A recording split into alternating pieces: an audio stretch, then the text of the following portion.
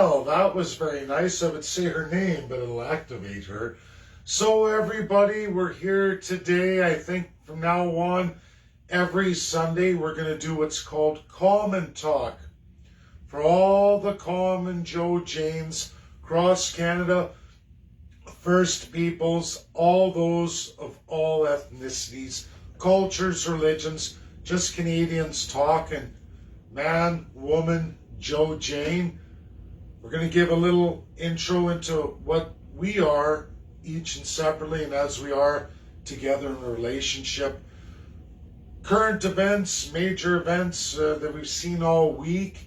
Just going to have a nice, easy talk. Tina's got her phone. She can watch all the comments, and as we go, when I'm blabbing and she's not, then you're going to be able to ask questions. She'll overview that. I could probably do it vice versa as well, too. Try and address those things for all of you. To begin with, as you know, my name is Dave Bjorkman. For those who don't know much about me, I'm going to give you a little introduction. I was born in Peace River, Alberta, which is Treaty 8 territory, peace country. It's of the treaty lands out west, the 1876 Indian Act, and those land settlements then, what is ceded territory of all the provinces involved. It was done in absolutely 1876. I was born on Treaty 8 territory, Northern Arctic overlap, and at the age of 2, my parents sold their farm. We moved down to the Edmonton area, out west, Stony Plain, Spruce Grove, on a road called Boundary Road. It's the old Gold Road that goes up to Alaska all the way, and that's where I hailed, that's where I grew up. Currently now, I'm in a relationship with Tina Maravich. I live in Hamilton, the Hammer, which is 6 nations. There's large portions of unceded territory in Ontario and treaties older than that of 1876, regardless of its forced overlap. So we're going to get into some stuff here today, but first we're going to hear from Tina. She's going to tell you about her history. Hi, my name is Tina Maravich. My maiden name, I'm going to tell you it because it's important to who I am and where I come from. My maiden name is Tina Crow. I come from Yellow Quill First Nations in Saskatchewan, Treaty 4. And I grew up in Hudson Bay, Saskatchewan, just outside of it, about 30 kilometers, called Reserve Junction. So that's basically where I grew up. And for the last 30 years, I now live here in Hamilton in Treaty 6 territory. And I too am in a relationship. Six Nations territory. Yeah. And I'm in a relationship with Dave Bjorkman. Woohoo! Tina, did you want to tell people a little bit about your experience with residential schools and your family history all the way through? Enfranchisement, folks. Well, it starts off for me with my mother. My great-grandmother and my uncles had ran from the Indian agent because they were going to come and get my mother at the age of 5. And they didn't catch up with them until my mother was 9 years old. So my great-grandmother ran with my mother for 4 years before they caught up to them, in which, give her time, she learned her language, so that was something that couldn't have been taken from her. She understood her language and her traditional ceremonies, and my great-grandmother and my grandmother both handed responsibilities onto my mother. When she came out of the residential school, young girl, she became an interpreter between the reserve and the RCMP because she could speak both languages and she could interpret that to each one.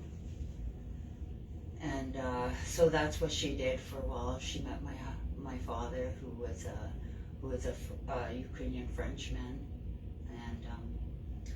and they proceeded to have 5 children. in which I am the fourth. They had 6, but they lost the first one, so which makes me the 5th in my family.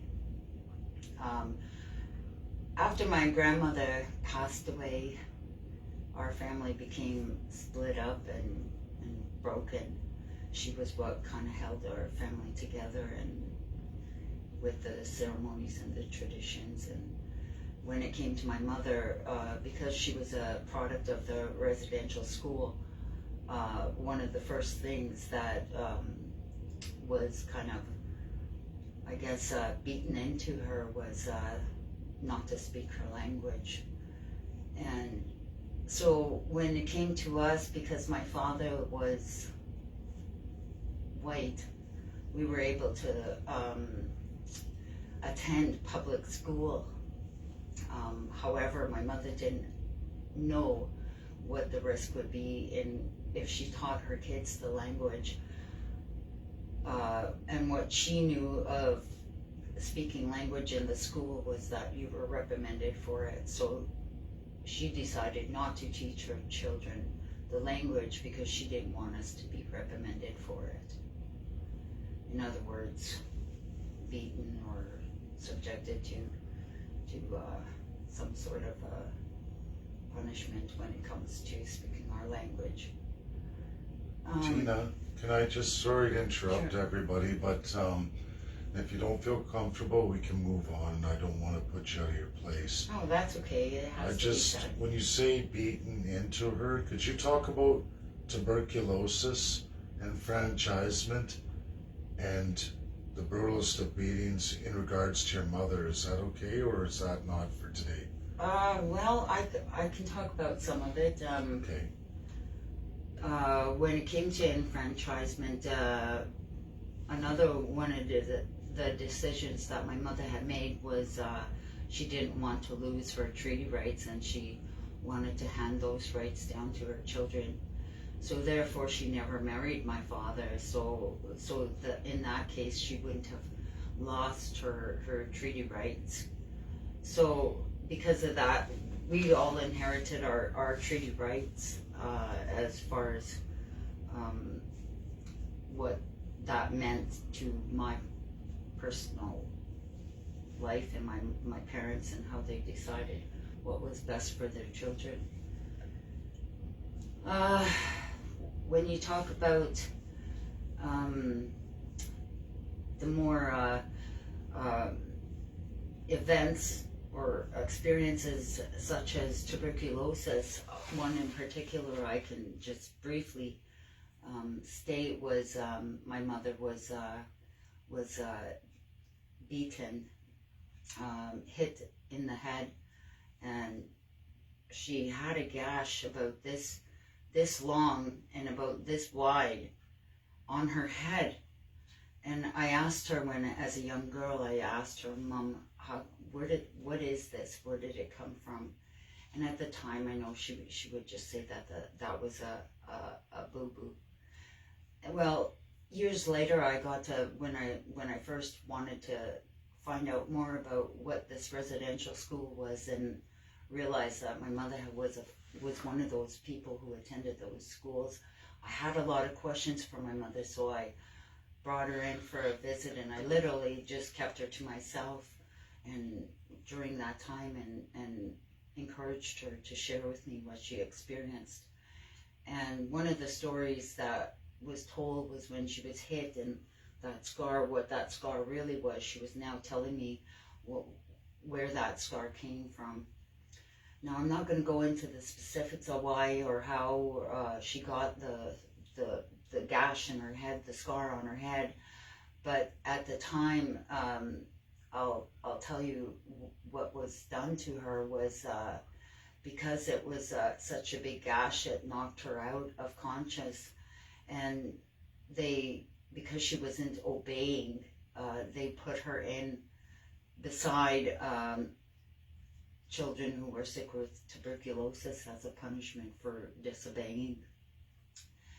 And as a result of that, she woke up and cleaned herself up as best as she could, and there was never any doctor who looked at it, No stitches. no stitches, none of that was done to assist what they had done to her, other than the fact they were just hoping that she would lay there and bleed out. Or catch tuberculosis. Tuberculosis, yes. And that would be the end. So those are some of the things that she was able to share with me, but with a lot of detail, a lot of emotion, a lot of tears, a lot to take in, but it was something that I needed to know, because I grew up with a chip on my shoulder.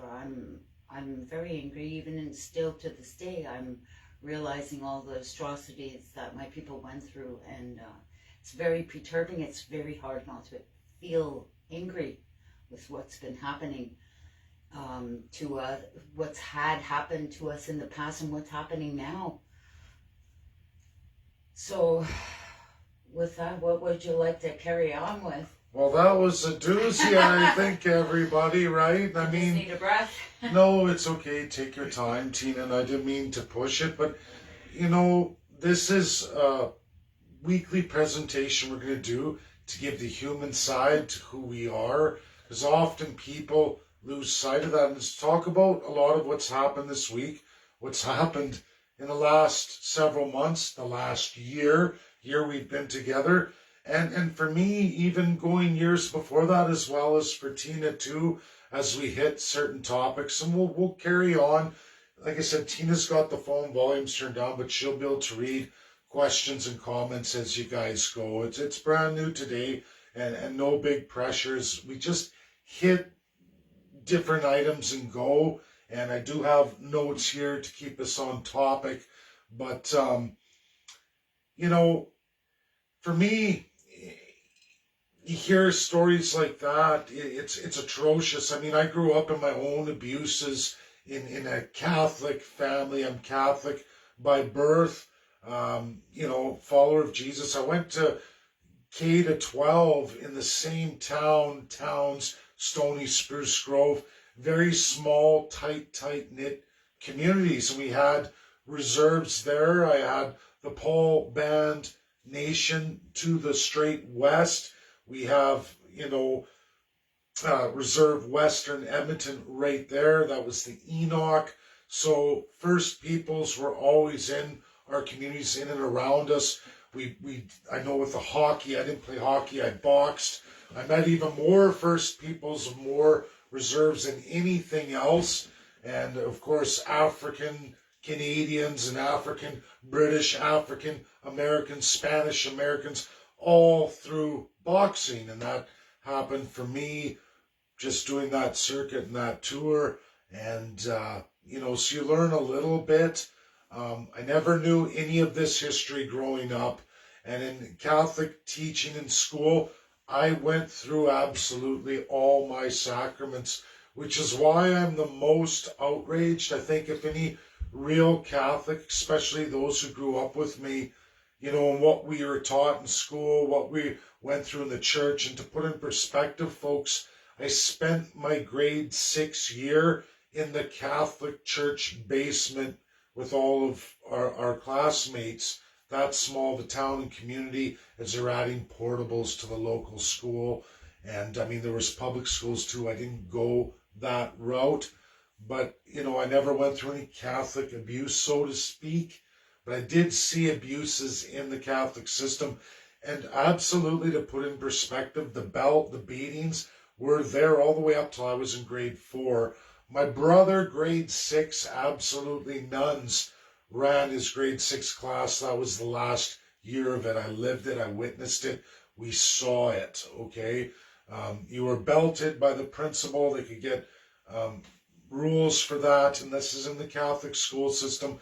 I even watched, I remember Peter, I'm not going to say the last name, I wouldn't offend anyone I know, but I remember a very physically strong phys ed teacher take Peter up by the shoulders, just a boy, and smash him into the wall, into an electrical conduit. And I mean, that was completely physical abuse. it had shattered Peter. He was crying. He was down on his knees. We all said it was abuse, swept under the rug. I can tell stories of RCMP in Spruce Grove. Bus driver, I worked at the local bottle depot. I can tell you, I'm not going to say her name either because no permissions, but I know that a community of parents, and then there was her as a bus driver and her daughter, 15 at the time, and a clear sexual assault by an RCMP officer, witnessed by parents looking for their kids. You know, kids go and they party in parks and other places. Gopher Hill was a place that I did, and there's lots of stories, folks. I went through it. Friends of mine went through it. To believe it's a stretch of what First Peoples have to say.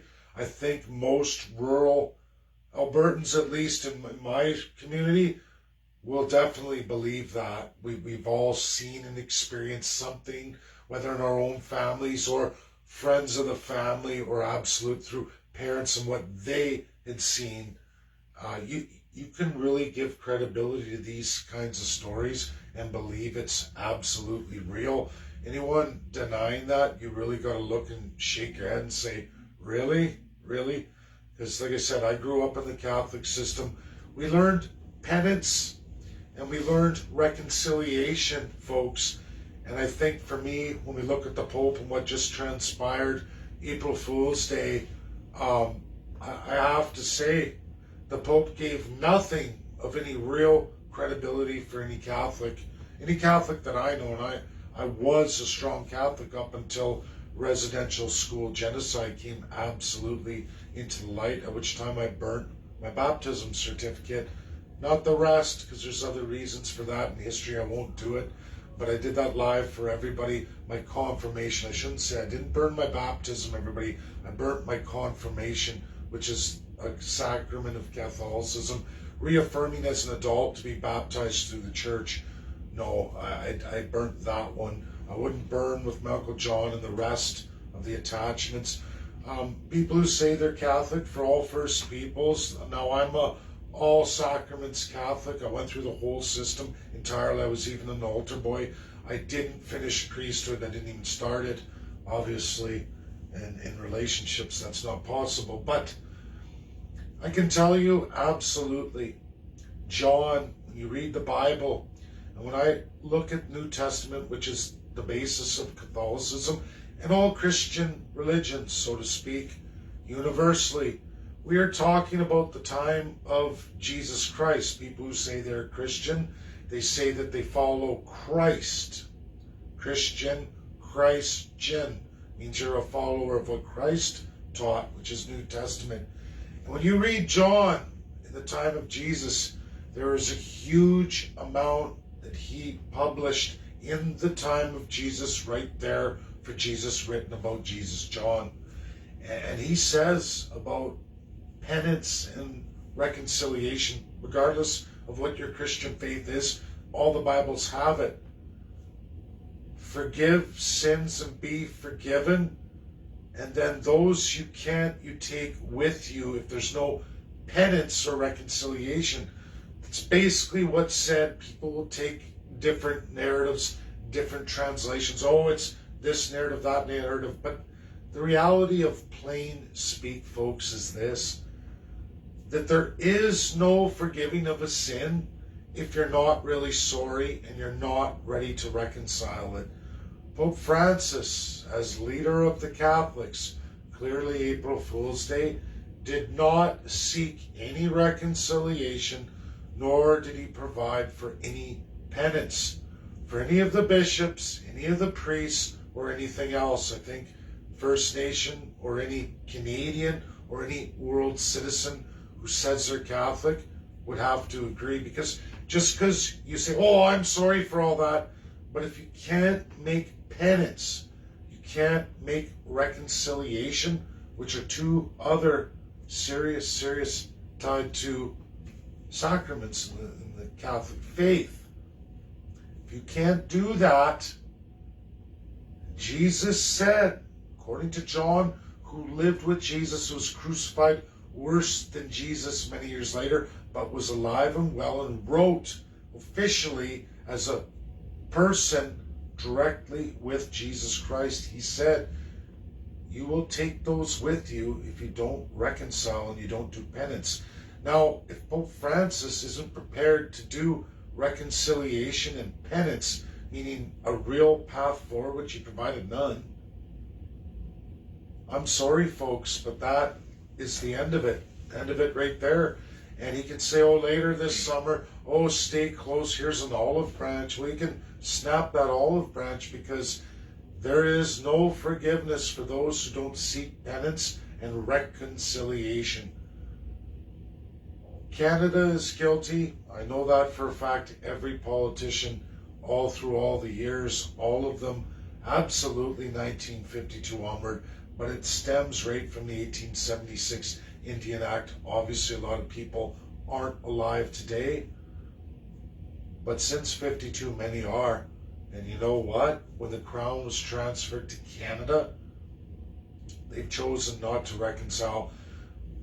Baloney pushed forward, the church pushing baloney. They're trying to get away from the P5. Coming forward here, June 28th, 2022, sponsored by China. That is a fact. I've published a Twitter where Zhang Jun answers me. Teen has seen it, lots of Canadians see it, a lot of people don't want to look at it. A lot of people want to just put your head in the sand. It'll go away. Look at the guy. Look. Put your blinders on. Yeah, and you know what?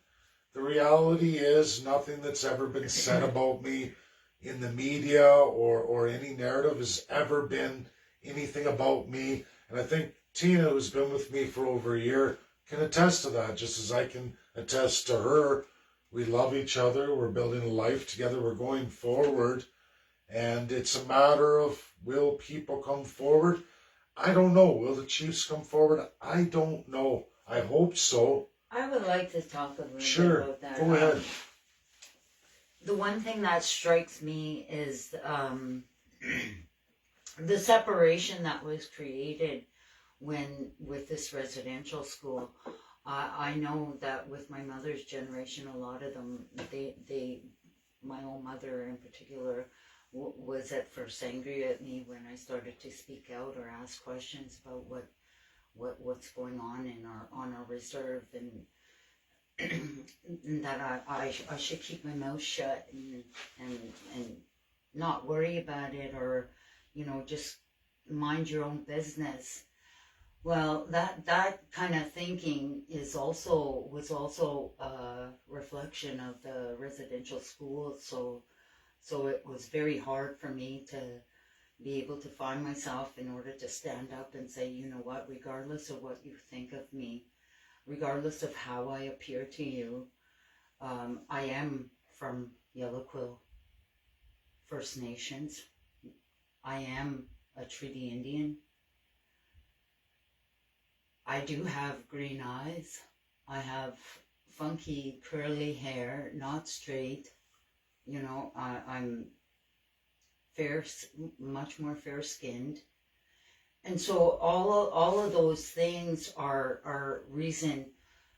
Plus, I've never lived on the reserve. I spent a lot of time with my grandmother on the reserve, but that doesn't mean that I lived on the reserve. Reserve Junction, where I come from, was not a reserve. It was a junction where they did the trading, but called Reserve Junction. But I want to talk about the separation. So when I say I'm an off-reserve Yellow Quill First Nation, and they're on reserve Yellow Quill First Nation, there's a divide there. So when Canada has created all these different kinds of divides, and in order to keep us silent, in order to keep us from asking those questions and what's going on, they're like, no, keep it hush hush. That's what we talk about when we say institutionalized Indians. We just had a perfect experience yesterday when we went to Six Nations Reserve to get gas. Dave and I pull up at the gas station there, and I had a gas card, which many times I've gone to Six Nations to get gas. So about a month ago or so, I lost my my treaty card, so I couldn't present it. But I thought maybe, you know, that particular gas card comes with a number, and that if, you know, that number should be there, so I could just verify with the ID that I have that this is who I am, and get my the status rights that because of who I am, I'm a treaty Indian, and that's my right. But somehow, as soon as I mentioned it, I said that I lost my treaty card. Immediately, she just shunned me and said, "Oh, well, too bad for you. You got no treaty card. Too many people come in here and they tell us that there's such and such. But there's got to be some kind of a way to verify that, which I wasn't given." So, and then she quickly, very subtly, said to me, looked at me and said to me, "You look like a not white person, but white person in her language." That's what she called me. She called me a white person in her language. And so I looked at her and I'm like, well, my father is French. I guess that's why I got this appearance. But that doesn't mean I am still an Indian. You know, I am still a treaty Indian. You know, but those are the types of things that we have to go through, being an off-reserve person, being of mixed nationalities, and fighting to hold on to who we are as people, as treaty Indians, because they fiercely try so hard to take that away from you. I'm going to tell you today that there will never be a chance that they're going to take that away from me. It's who I am, it's who my children are, it's who my grandchildren are. Just to let people know, when I did my tour across Canada, I did it with Treaty 3 Indian Ian Bjorkman with his treaty card, and I'll tell you, he was rejected. Everybody pretty much told him to stuff it. I've heard this right across Canada. I've seen it. I believe it. So whether or not you have the card or not, even if you have the card, you have the ID, often you're told to beat it, get lost, go fill out your forms, get audited by CRA. It's demeaning. It's wrong. When you talk about racism, Canada is living racism. They always stack up all the hula hoops to make it impossible. They change the goalposts, the rules with every administration. It's perpetual. It continues on, and it will continue on. And I believe that until we do something about it. And that is only one way: constitutionalism. That means federal dismemberment, redesign for the first time, incorporating the First Peoples of Canada on their own as they are in their entirety. All peoples in their differences. We do that provincially too, because we are a federalism, even though it's not cemented. It's what I publish for politics. It's the next phase of federal party status that I'm trying to get done. But we're taking steps back because there's monumental works to be done. Residential school genocide before June 28, 2022 has to be done. Now, everybody, with that, I'd like to go into other hot topics, because this is common talk. And Will Smith, it comes up. It comes up because myself and Tina are in a relationship. Everybody's seen it on the news. I've been watching it all week. I know what my answer is. And I think we need to talk about that, especially as a couple in our age bracket, and how I grew up, my mentality. And I'm going to be honest, folks. Will Smith going up and slapping Chris in the face. I mean, they're all resolved now, Hollywood style. But I agree with Will Smith, and I don't subscribe to a lot of what people are said. I'm hot-headed. I've been in enough conflicts in my life. I was a fighter for 10 years of my life. And I'll tell you, when you hurt that woman you love, you snap. I know I do. I mean, it's happened. I can attest that it's happened for me. It's something I've always had to be mindful of in my life because it's cost me. And, me and Tina talked about it.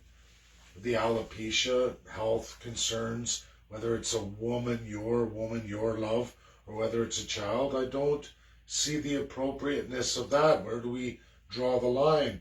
Mental handicap kids, does everyone remember Joey? And then people go, Joey! You guys all remember that? I know in my generation, our generation, everybody spread that around Alberta.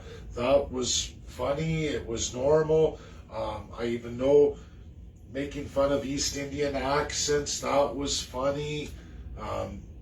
Racial wrong, all of that's condemned now. Why should this be any different? A medical condition, a serious one that causes mental health, and it was specific to an individual there going through something, and it was his love. And I believe that's just Hollywood at their worst, as they always are. And I think that likely if that was Tina in some other regard to her health or her personal life, I probably would have went up and dropped him. I probably would have. And I would have said the exact same swear words, as you all know I'm quite capable of doing, but I know me. And if it was me, I probably would have walked up there and it would have been a close hand fist. And I would have knocked him out right on the stage, and he would have taken the consequences. But that's me, bad, My view on it when I first saw it happen, I had to think what would cause somebody to do that. Go, we're live. Sorry, bud, we're still doing it. Remember Sorry. Sorry. It's okay. What would cause somebody to literally walk up to stage and slap someone like that? And I had to think, because my own experience, I lost my late husband from cancer, and I immediately thought, well, the only reason somebody would react in such a way is if somebody that they loved was suffering, or just maybe they just heard that somebody's got a disease, an illness that's gonna kill them eventually, So that was, I personally felt the same way, that if somebody had done that to somebody I love, I would have a hard time not reacting in the same way. So I have to agree with Will. I'm on Will's side. But we're old school too. Yeah. I know that's different, and even now I know there's no way I'm going forward like that. I even had recent in my life altercations. The night of the Trump election in Alberta, that turned into a violent, fiery fury for me too at my age. And I can't believe young people in this day, I can't believe the sensitivity level of this world we're in now out west. Just us being together, yeah. Coming out and letting people know that we were in a relationship. Hugely hard. I got comments that Dave is my big white messiah, and all kinds of feedback in that kind of derogatory way, just because of him being white and me being a Treaty Indian. Yeah. So again, that divide, that separation of people and who you are, as long as they got us all separated and fighting amongst ourselves for upmanship, then none of us have any hope to stand on any solid ground. But if we can come together and say, you know what, forget this on and off reserve, forget this white man and Treaty Indian. From second class down, we're all being treated unfairly, and the only ones that are ever winning in this competition is the first class. So we all gotta just deal with the fact that, you know what, we're the same. We're the same. Yeah. I'm no different than him. Yeah. They divide us, people, on such low scale issues. Yeah. They seemingly mean a lot to everybody individually. When you look at the big picture, what we are all divided on is literally equivalent of peanuts. Oh, they got 4 peanuts, I got 3. But if we could all unite, we'd all have our own bag of peanuts, a full bag that you couldn't eat, a big bulk bag that you can't even eat in one sitting. That's what's possible when you look at things as they are, which actually does bring into a topic that Tina's highlighting here, and it's something we should talk about. It's something important to me specifically. Again, by the two of us doing this, you get the two sexes, and this is one of the divides. And me and Tina have had our conflicts, ladies and gentlemen. We've had some pretty big doozy fights. I mean, no fisticuffs or, but a few, where I'm going to sleep on the couch. It happens, right? Friends, followers, things like that. I'm going to be serious here as a man. This is just me, and I have friends in my life. I was actually fairly popular in school. Not a traditional popular, like not all-star football kind of popular, but funny guy, great, all-around guy. I think I can say that safely. Always could keep everybody laughing, enjoyment, very social, outgoing, which has been great in politics. But you know what? I was never some kind of woman's man.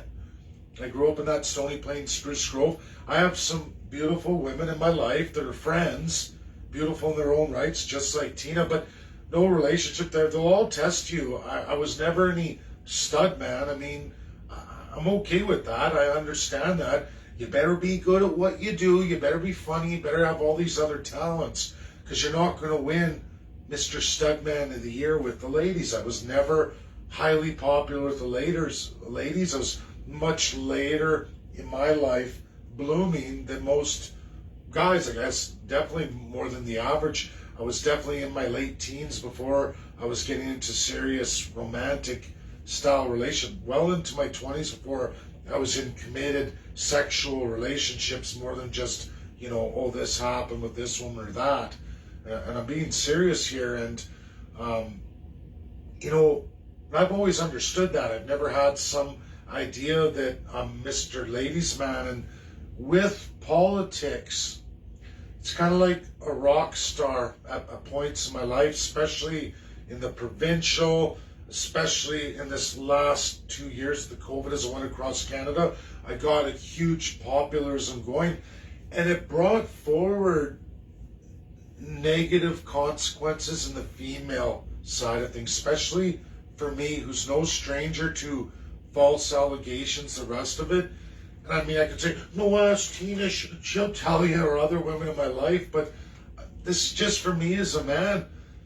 It doesn't even have to be true or remotely true. It doesn't matter, even if the person walks back on it much later after the fact. The point is, once an allegation's made, the guy always gets crucified. And that's just my opinion and my own experience. And I mean crucified by the law, civilly, all of it, criminally. They want to push it that far, they will. They will liquidate a guy. You have to be so careful as a man these days, everything you do. And honestly, when it is a case, a guy like me, for example, that's all I'm saying, not highly popular with the ladies.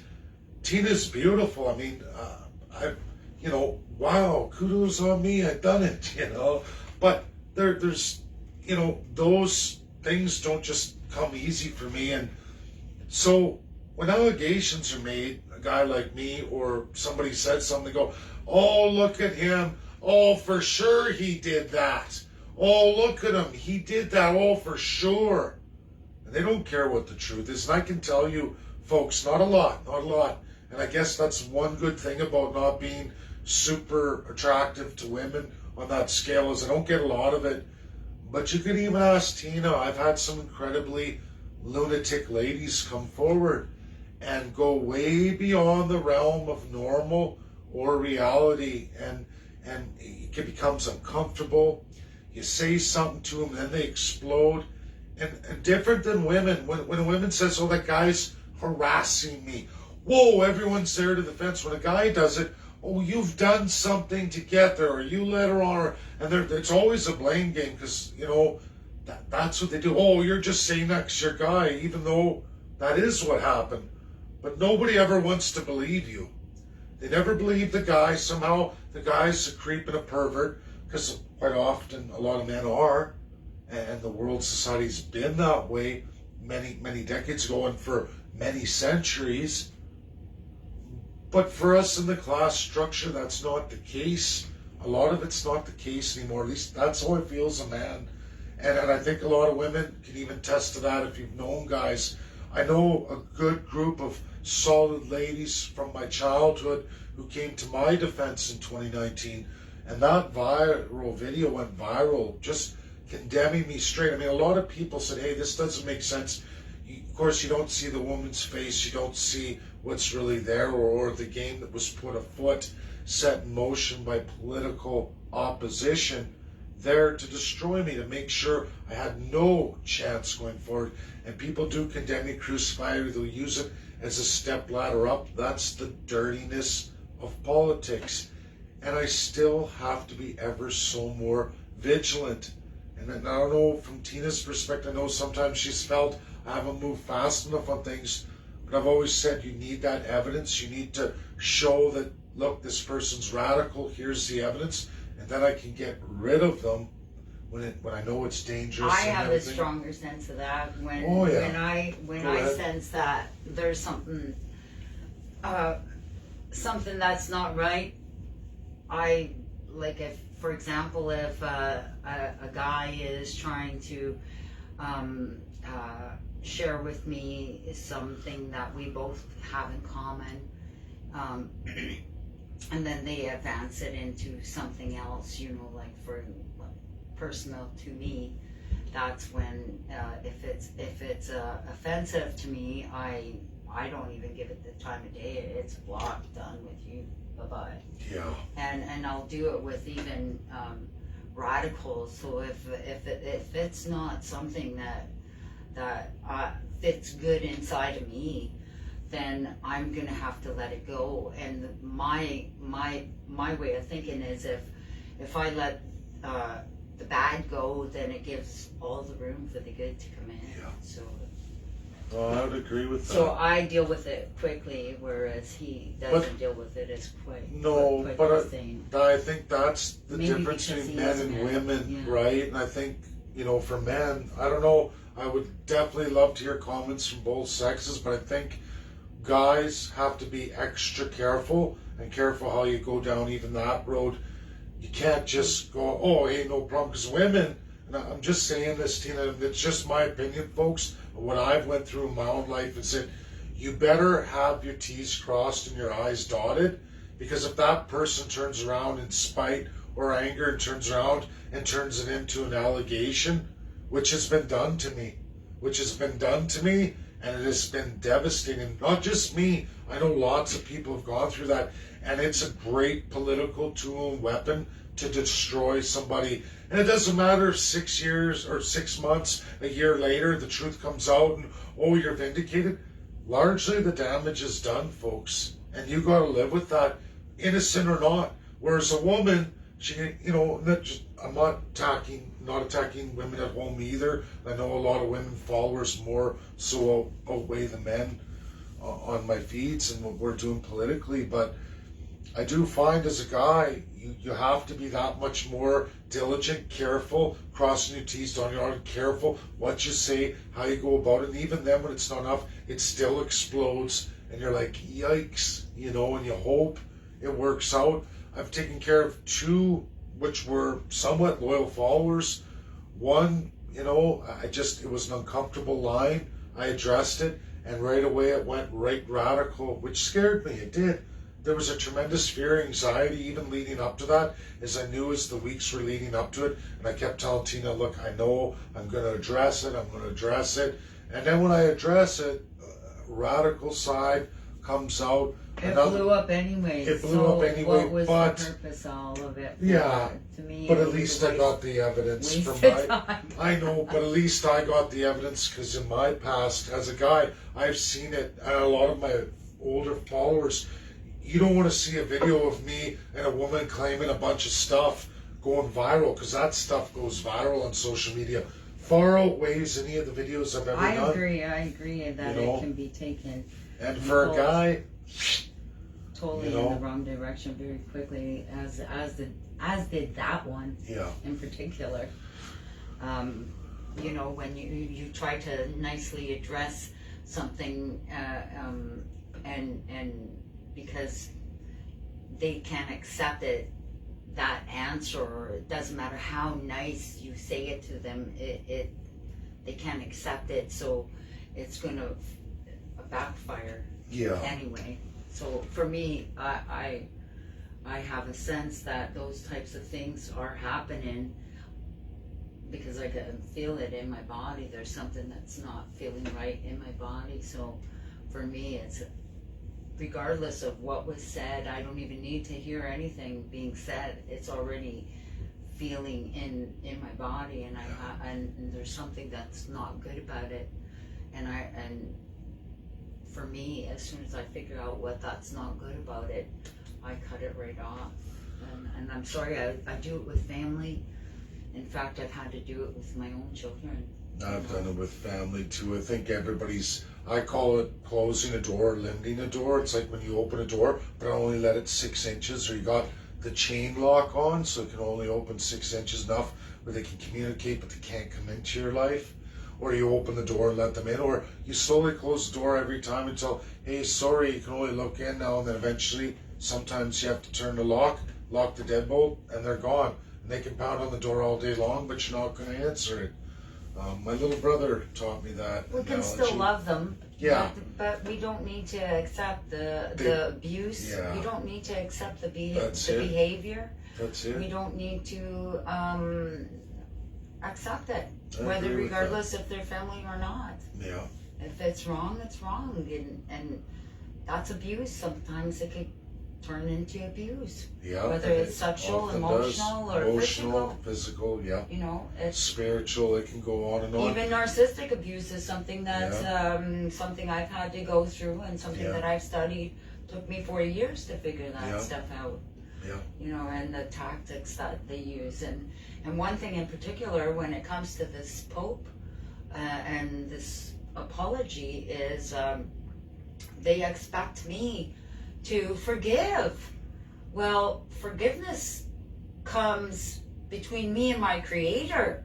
It's me asking forgiveness for something that I have done. Why am I having to forgive the Pope? I am not God. I'm not the Creator. It is not my place to forgive him. So why are they expecting me to forgive? It's a when Catholic it's not my thing. place. It's not my place. It's not to even forgive. their religion. And then the Pope's going off about, hey, we have to follow this and share this path together. A lot of first people don't want to share that path. That's the corruption of government in a Christian-based theme. And right back to, let's erase your culture again, force you into our system, But because and follow their way. And because I don't forgive, all of a sudden I'm shamed. Well, I'm going to tell you, I'm giving that shame back because that shame is not mine. No. It never was mine. I never hurt those children. No. I was not a part of that. In fact, I'm a part of those hurt children that they hurt. So why am I wearing their shame? It's not mine. And how do Give you it back. forgive when the perpetration's still going on? And happening. Because I promise you, in the Catholic system right now, as we hold this video, there's a priest with a little boy or a little girl right now, somewhere in the world, probably lots right now, at this particular second, where they're being sexually, physically, and emotionally scarred for the rest of their lives as I'm giving these words. Yeah, Somewhere and in the they world don't right care. now, there's a priest with a They young don't care child. what color you are. Once the native children were removed, they did it to their own. These are children regardless of color, race. These are helpless individual children. The governments knew what they were getting involved with those particular organized religions. They've known the history for literally hundreds and hundreds of years. It goes back 900 years. The Irish example is the perfect example.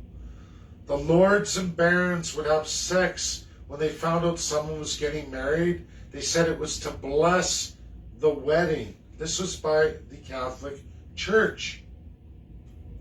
They were blessing the wedding by the baron or the lord and his goon squad coming, interrupting the wedding ceremonies to take the bride to be away back to his castle and lands so they could all have their way with her, blessing the wedding. You think this was ever new, folks? Do you think that the Canadian government didn't know in the British system absolutely what was done to the Irish, for example, 900 years ago? Well, they knew. Bless these children. They knew what they were doing. Systemic genocide. 2,000% more residential school genocide dead children from TB. 2,000% more than the absolute rest of Canadian children in all manners of schools, off reserve, enfranchised treaty Indians who had lost their treaty. All of it didn't matter. Go by the numbers. Residential school children, 2,000% more likely to die from tuberculosis. Got a big problem here, folks? I would say you can't get away from numbers like that. That's real stats, real numbers. You can't claim ignorance after the fact. Yeah, and there's no sorry and no path forward, and there's never going to be at the church. The church is biding its time till June 28th, 2022 comes and goes, praying that no chief reports to the UNSC. If the church was sorry for what they did, they would get on board and on behalf of Native First People in Canada would support our side of the case. They would support us. Yeah. Well, not wait it out to see what happens. Here's what I say, folks. It's just my opinion, Tina. It's just from my perspective and everything I've read, which is a tremendous amount, folks. But I'm going to say this, is that if the Pope really gave a heartfelt sorry, was really sorry, wouldn't his whole speech when he got up in front of the delegation of all those peoples, not everybody, but of those peoples selected, wouldn't he have said, listen, on the colonialism topic, the church no longer wants to be associated with this. We want it all on the table. We are releasing all papal doctrine according to all of the colonial powers we are ever in league with. We're releasing all the records, all to all First Peoples in the world, because we truly are sorry and we truly believe colonialism's wrong. So we're going to release the entirety of Catholic records of all time on France, UK, Spain, Portugal, all colonial countries, every colony ever created, no matter its status today, of all the billions of First Peoples of non-white color who wouldn't go through the crown system attached to us. We were working for those empires. We were making a ton of money off those empires. To give penance and reconciliation, to really stand by what we say, to be sorry, to have real penance, real reconciliation. Here we go, we're releasing all records, public domain for all peoples of the world, including you in front of me today, because we really truly believe in what we're saying. We're releasing all records to the entire world. But they didn't do that. And because they're not doing that, there's no penance according to Catholic sacrament, no reconciliation according to Catholic sacrament, no reconciliation or penance according to Jesus Christ, as written by John, who is right there with him. The testimony out of the Jesus Christ's mouth, written by John, given to the whole world through Catholicism and many other Christian Bibles. Almost every Christian Bible in New Testament discloses that. Otherwise, it's not Christian. Now, there's very ways to go about that, but folks, the words of Jesus by a man at the time of Jesus, 2,000 years ago, who was crucified worse than Jesus, who was there to testify, wrote this. It's in every single Bible, whatever version you like to have. He tells you about penance and reconciliation, none of which the Pope did. So how is any bishop or priest in the Catholic Church able to resolve anyone's sins, according to Jesus Christ, the supposed Son of God, according to the Church? For all of us who believe in Jesus and his role, that's what Jesus said. That's what John wrote. Plain speak. It doesn't matter which language you can translate that. You must do penance and reconciliation. The Church isn't doing that. So that means if I go for my reconciliation, no priest can absolve me of my sins until they have done penance and reconciliation for the Church's atrocity, saying that, oh, I'm sorry, but you know what? The crime's still going down, it's still being perpetrated all over the world, and we're still involved. But we're not going to release the records of any of it. Billions and billions of people, probably millions and millions of children horribly destroyed, lives ruined in pure, absolute evil. And I mean, it's not just the Catholic Church, they're a big one. It's not just them. Others followed suit, but you can't give penance and reconciliation until you go about seeking true forgiveness by saying, I'm sorry, here's the truth. Here's the path forward. Not, that stuff's real bad, but don't worry.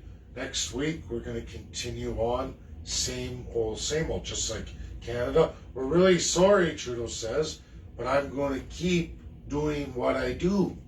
Yeah. I'm going to keep doing what I do. The provinces are going to keep doing. You. Yeah, we're still going to destroy you all. I'm going to keep sitting here with my ears plugged so that I can't hear anything you say, but I'm going to sit here and move my head up and down like I'm hearing it. Exactly. It's all for nothing. It's all for show. There is no reconciliation as far as Canada is pushing that narrative. That's why the P5, folks, it's the last line, these 90 days to the P5. Regardless of the situation with Russia, they have not lost their P5 power, and it doesn't look like Europe's going to follow suit with the United States. Joe Biden's going to bear the strain of this. And this major distraction, which isn't going to lead to what everybody's being told in the media, is only a way to get away from holding accountability to those who've perpetuated world monstrous genocidal crimes. And residential school genocide is front and center. Canada won. You can go look at it in Manchester, London, Manchester. You can look at the Tower. Canada won by the Reichman family. And all of the history of that, I know no Canadians ever seen it, but anyone who looks at that, there is the truth. That is the first build of Nazi Germany, that new world order, so to speak. It is real, credible, verifiable. Canada was the colonial design going forward, coming out of slavery. Which is still here today. Still here so today. So you can't tell me you're sorry for doing those things when you still are continuing on with the narrative.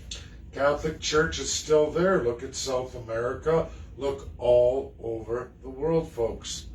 Just because Canada's light is shone, there's literally 27% of the world's population still under grievous atrocity still today, and by colonial powers, where you will find the church embroiled. Still there. And we're not even going to hear about that. not until some monumental changes and shifts happen. So should we move on to questions Sure, and just- comments? sure. Should I see what was See left? if there's anything we missed.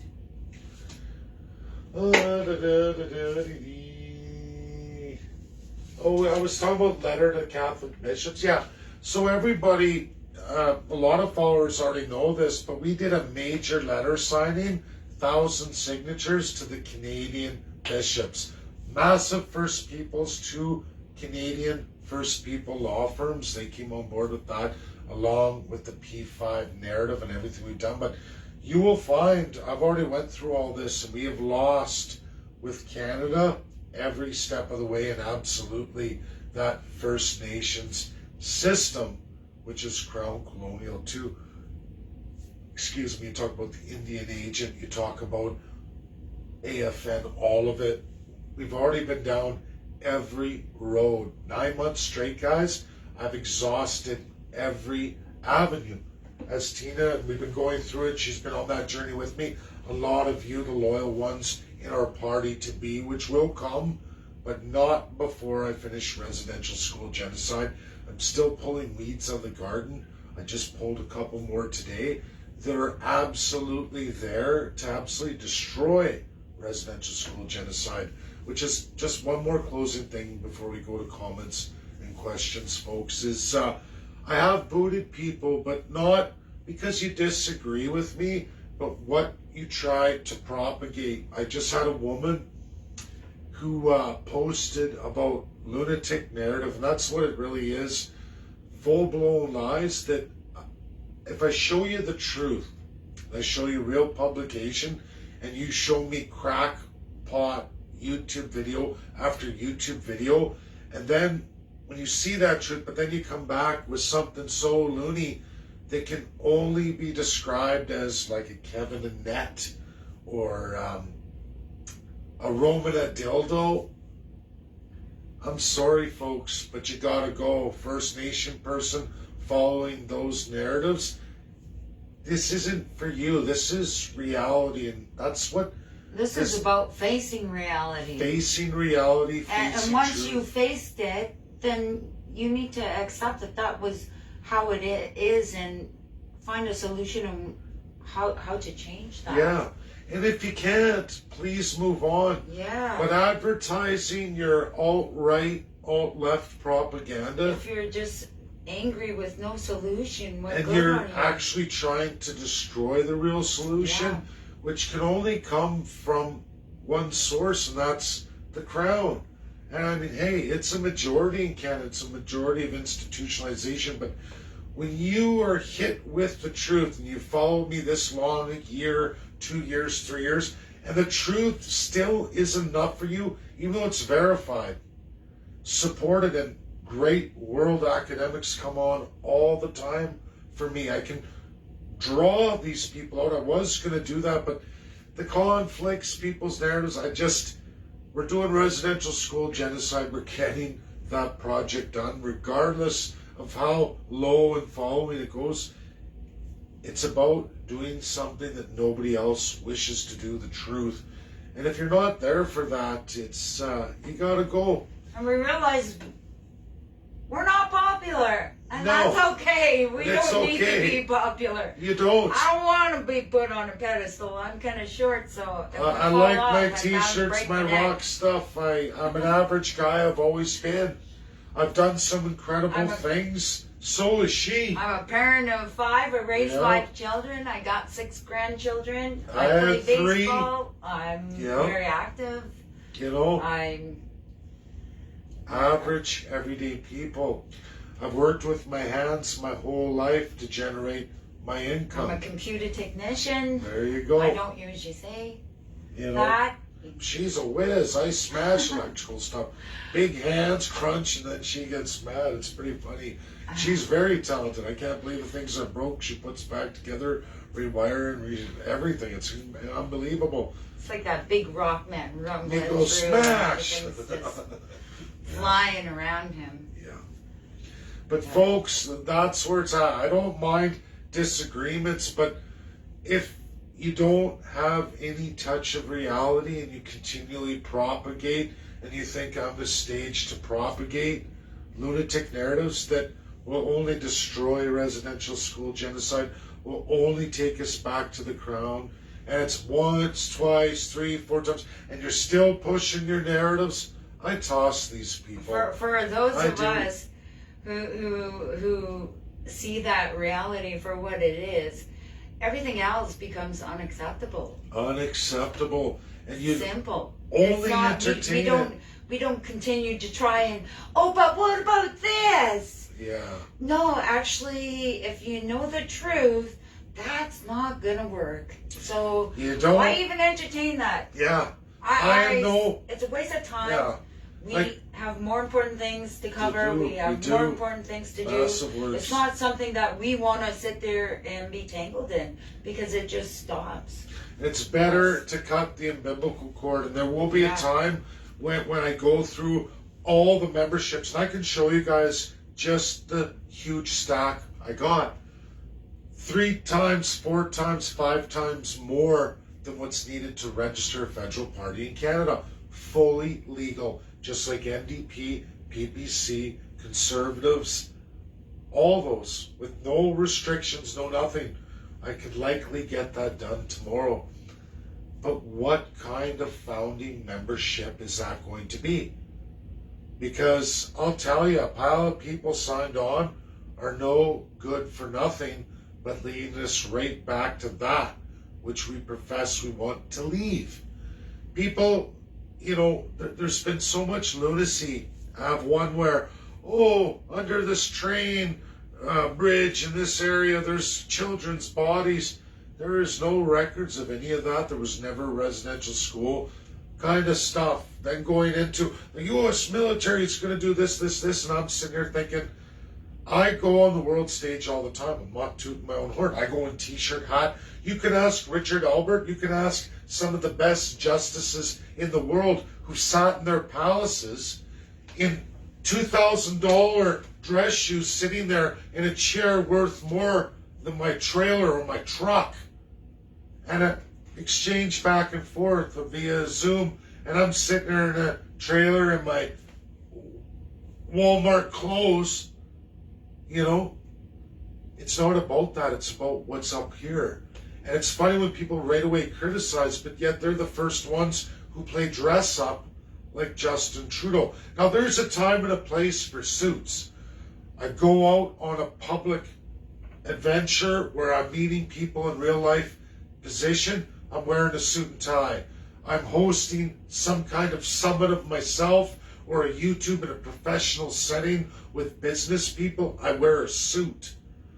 But to go walk around and act like I'm a $2,000 man, rich, wealthy, and part of the elite, I'm no better than Justin Trudeau. And as I said to one person, some people picked up on the comment. They're trying to slam me. A ball cap and a t-shirt. And I turned around and said, this was a First Nations person. I said, so all of that First Nations delegation should have went in ceremonial dress, who they are. They should have put on suit and ties and pretended to be something else. Just like the Pope and the bishops should take off all the robes, wear a suit and tie, dresses. Why is that acceptable? Or Hindu dress or Sikh dress?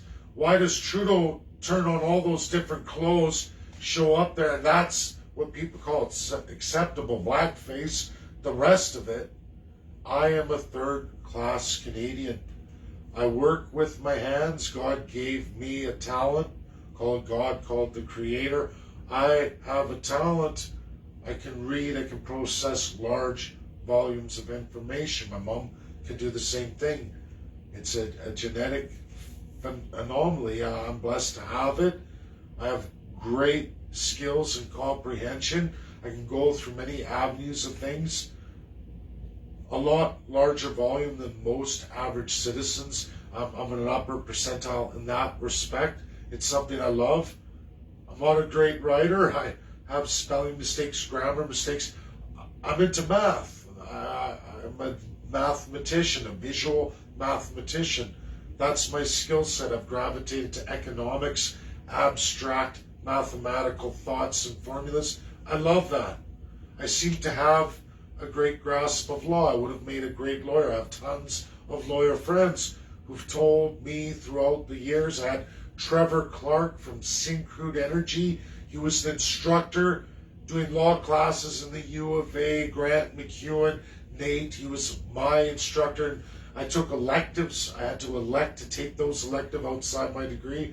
You know what he said? Dave, you're one of the most promising. So come over, become a lawyer, don't waste. And of course I didn't. I became a welder. I finished my business degree. I majored in economics. But, you know, maybe I should have done that. But regardless, this is things that define us.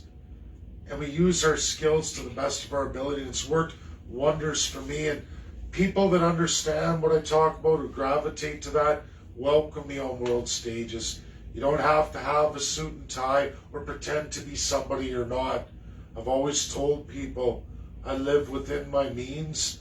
I'm a third-class citizen defined in the Constitution of Canada. And the day I start pretending to be something I'm not, well, I'm just another Trudeau, just another blackface, just another puppet of somebody else's acting elite.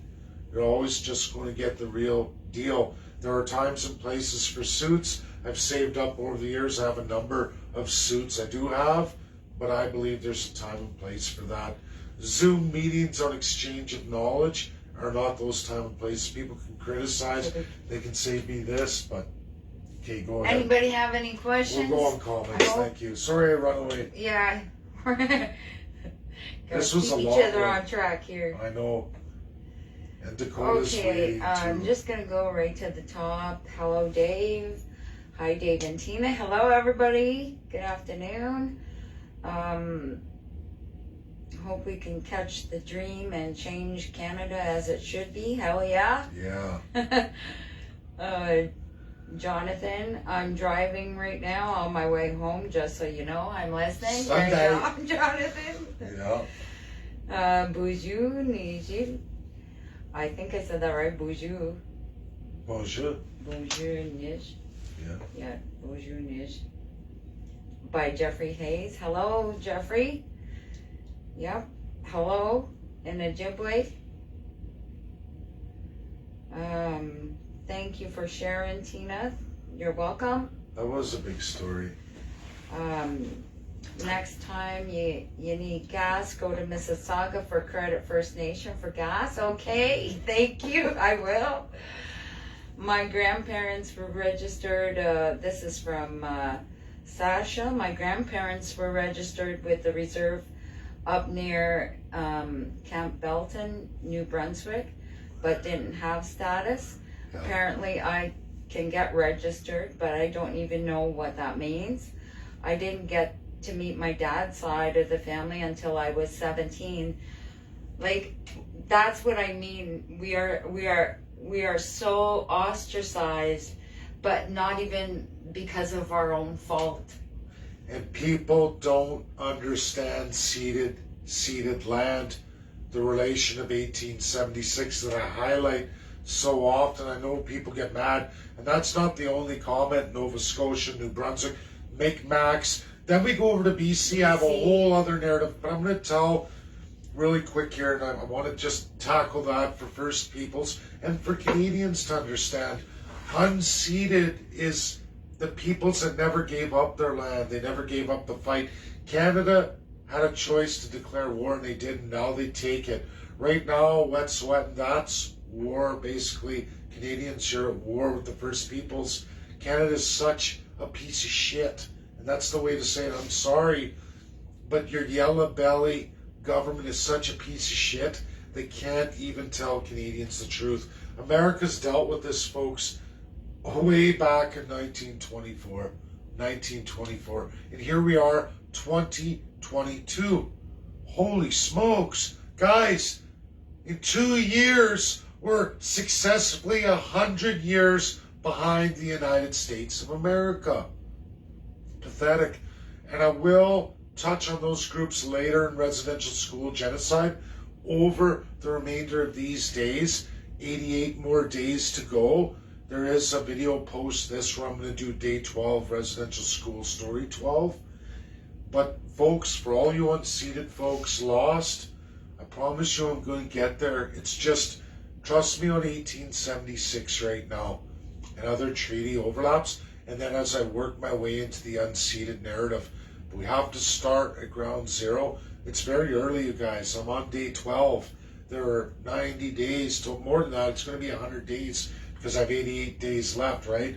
100 stories, 100 days. Okay, all the way up to June 28th, 2022. Trust me, folks, okay? I haven't forgotten. And I won't forget.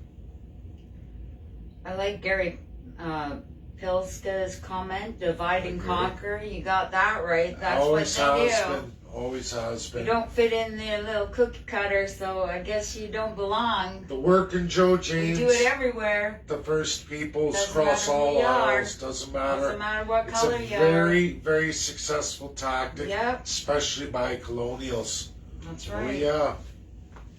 We don't play that game. All recycled games they play, they practice them all over the world. They keep using successful things that they've gotten away with 30, 40 years ago. Those generations have forgot. No one will remember. Quick, hammer this population over here. We haven't used that there for 60 years. It'll work this time.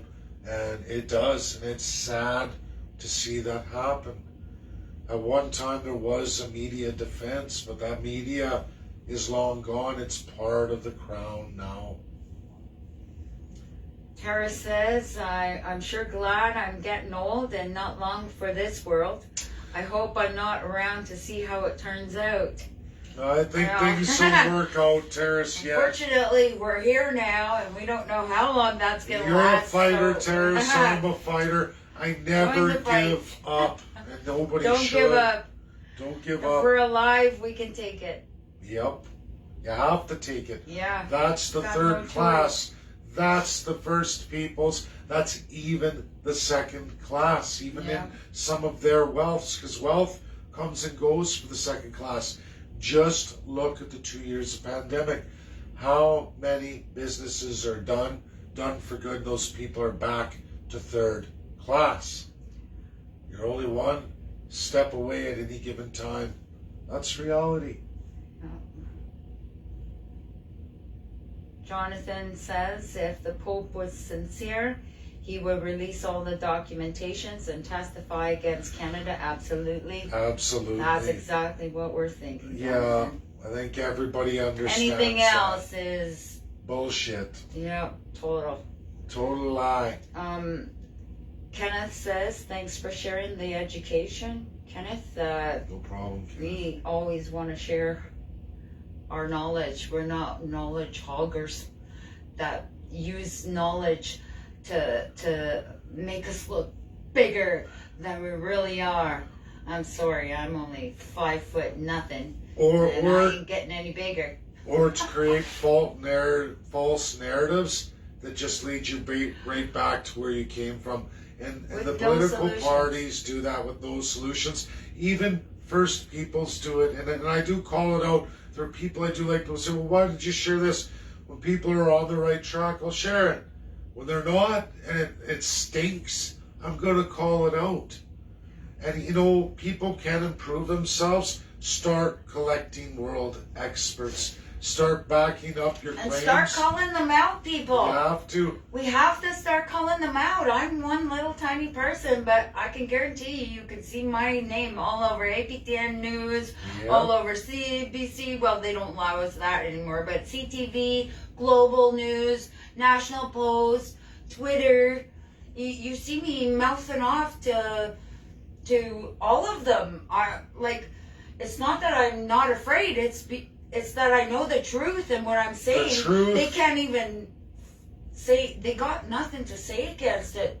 But it takes people like us to stand up and state that truth. Otherwise, they will just be continuing with the lies and the bullshit and the institutionalizing their citizens, whether they're on the reserve or off the reserve or in Regular Canada or Canadians, or from another country coming into Canada. You know, You have should to- see right here in You the have to Hammer. stand up for the truth. Be brave. Today in the Hammer, you go drive downtown, Ukrainian families from Ukraine, crying in their soup, kids out, oh, there's no money. We thought, like Europe, we're going to get $28,000. You should believe you wouldn't believe the propaganda and what's expected that automatically is owed. The Canadians who work hard and literally have nothing, who are already suffering, and then now they're realizing the crown is a lie. And unfortunately for those Ukrainians, as I said in another video, they're finding out that it was a Trudeau lie. You've been suckered into leaving that system only to find you hit Canada and it was all a lie. Canadians, are you prepared to pay $28,000 for every refugee Ukrainian family? Because apparently that's what's been promised and that's what they're fighting for all over Canada, especially here in Ontario. Alive in real first person downtown today in Hamilton. Oh yeah, they expect $28,000 a family. They came here on a plane paid for by you taxpayers, according to Justin Trudeau, and now apparently Doug Ford is to cough up $28,000 to take care of all of these refugee families. No other refugees are getting that. Yeah, what happened to the last set of refugees? We don't hear about them anymore. This kind of system has to stop. The propaganda of the world stage. Trudeau and his media have to stop. Pierre Poilievre has to stop. Jagmeet Singh has to stop. Somebody Ask has questions. to stop it. Make And your that statements. takes you on social media, hammering on them. We have to say enough is enough. And we have to be brave enough to state the truth. We can't allow to continue to live the lie. We can't fund the lies anymore. And literally that's what it's about, borrowing from your children's future. They don't There got is no nothing future. already. They got As we nothing. stand, we're faced with that. We're at the wall. We're at the wall, folks.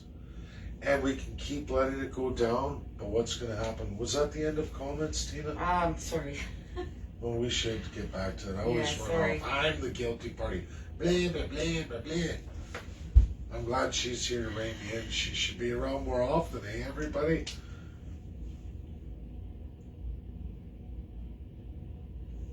I like all your comments, Jonathan.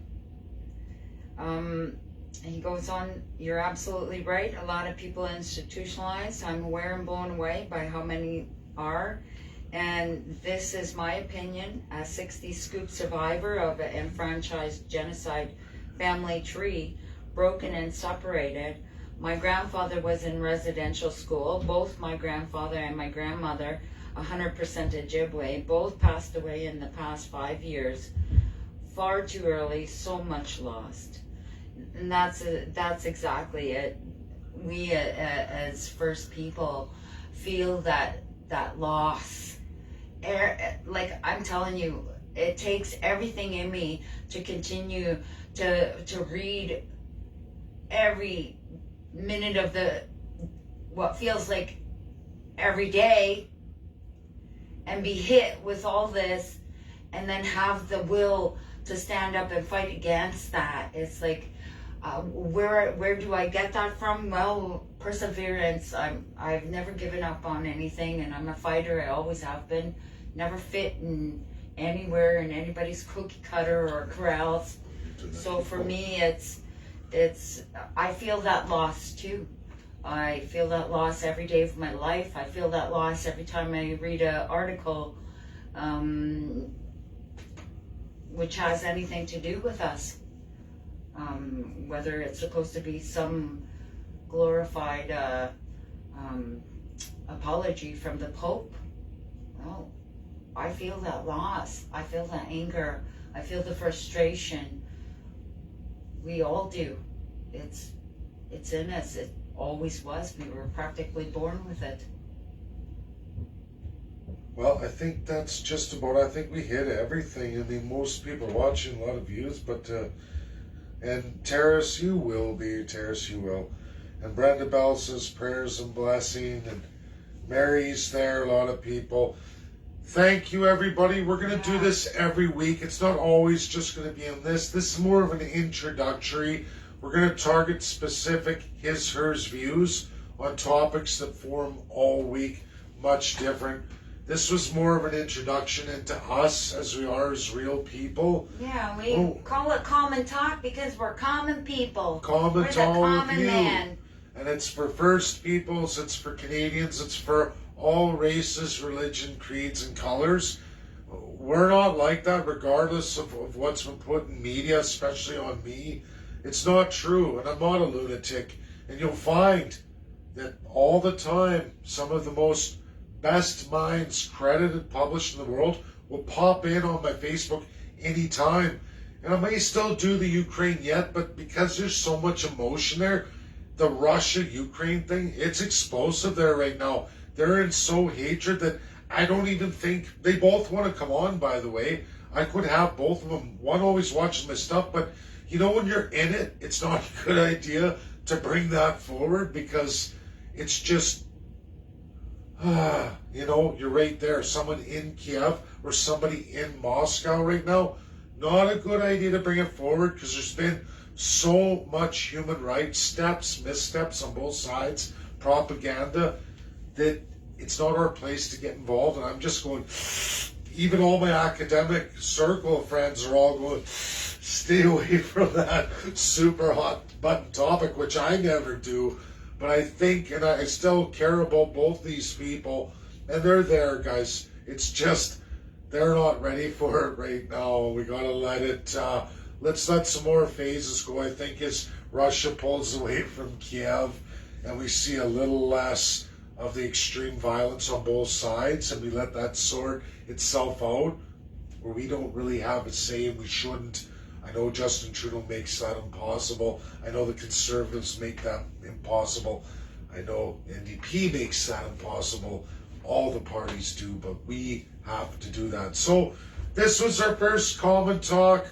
I think everybody enjoyed it. We're going to continue that every Sunday, and there will always be Q&A. So if you have questions, bring on the questions. I'm going to do one more look to see if there is anything. No, I think everybody's good. Love and respect. Throughout the week, prayers if you and have blessings. any questions. I hope to be around when you get your party going. You will be, Terrace. You'll probably be in it, so don't rely. No, don't worry, everybody. You're not going anywhere, Terrace. We're stuck till 2025. That's the truth. That's reality. We're gonna have to wait that out, folks. So work hard and Brad says, let me know if there's any way I can help. Brad, always a lot of you, and I have dozens of those messages. I know you're all there. Just hang on for the ride and trust me. Trust me. It's going to work out. When we need you, our hand will be out. out. Oh yeah. We got already the support of people I vetted. And I don't mean just to be being rude. there is important. I don't mean to be rude, everybody, but I've been down this road many, many times. I'm a cross your T, dot your I. I don't make tremendous mistakes. You can go look at me on Wikipedia. I did build a political party. I ran a majority. And you know what? We didn't fall. We didn't fail. We did what they said before that time in Canadian history was impossible. That's just by crossing your T's, dotting your I's, and doing the work. Residential school genocide, the P5, and the first people going forward with the Chiefs starting tomorrow. And the party insiders are going to get that. And then we'll see as we do these talks and what I share to the public. But it's limited at this time. It's going to be limited over the 90 days. You all just have to be patient and trust. Put some faith forward. I know that's tough. But I'm just, this is to show we're real people.